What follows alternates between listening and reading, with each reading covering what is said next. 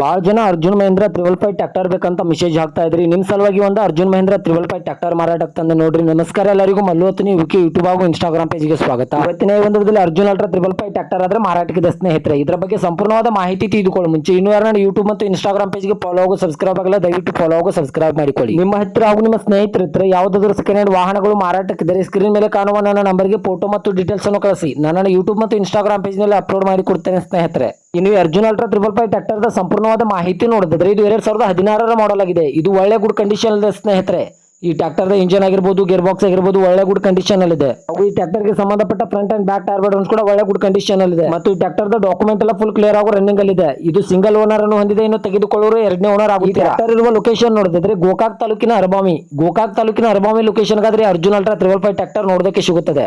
ಮತ್ತು ಇದರ ಬಗ್ಗೆ ಮಾರಾಟದ ಬೆಲೆ ನೋಡಿದ್ರೆ ಕೇವಲ 5,40,000 ಕೇವಲ 5,40,000 ಅಂತ ಓನರ್ ಹೇಳ್ತಾ ಇದ್ರೆ ಇದನ್ನು ಫಿಕ್ಸ್ ರೇಟ್ ಅಲ್ಲ ಸ್ನೇಹಿತರೆ.